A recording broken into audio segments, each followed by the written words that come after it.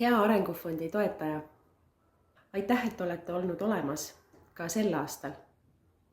Ja nagu näha, need talvised viirused teevad omad tööd ja minu südamlikud jõulusoovid tulevad siit koduterrassilt.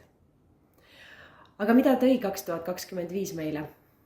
Tõi piisavalt palju väljakutseid, aga samas ka päris põnevaid uusi kohtumisi, vanu kohtumisi. Ja taaskord saame öelda, et Arengufond on Eestis suurim tudengeid toetav sihtasutus. 2025 aastal andsime välja koostöös teiega üle €500,000 väärtuse stipendiume. Seega me oleme suutnud hoida oma tugevat joont tudengite toetamisel. Aasta esimeses pooles alustasime ka uue stipendiumifondiga, mis on suunatud põhikooli reaalainete õpetajatele. Nüüd siin jõululembuses saan öelda, et oleme ka esimesed stipendiaadid välja valinud ja täna ka neid juba teavitanud selle suurepärase tunnustuse eest. Ilma teieta toetajad seda ei oleks saanud teha. Olles olnud õpetajate stipendiumifondi juures ka avalduste läbivaatamisel, siis südamest sooviksin kõikidele õpetajatele anda selle tunnustuse ja ka toetuse.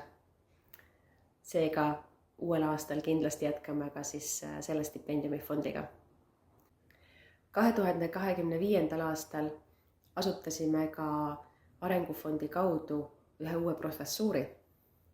See on Rootsi päritolu härrasmehe Björn Säveni nimeline professuur majandusteaduskonda.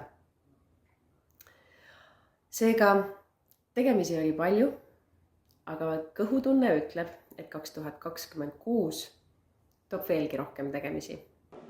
2025. aastal anti välja 223 stipendiumi enam kui €500,000 väärtuses. Ja seda tänu teile, head toetajad. Oleme teile meeletult tänulikud ja loodan, et stipendiaatide ja kandidaatidega on tulnud vahvaid koostöid.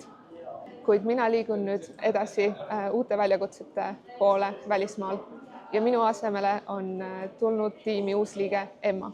Just nimelt, mina olen Emma, endine stipendaat ja asun uuel aastal stipendiumi konkurssi eest vedama. Nii et kohtume teiega juba uuel aastal ja seniks soovime teile mõnusat jõuluaega. Häid jõule!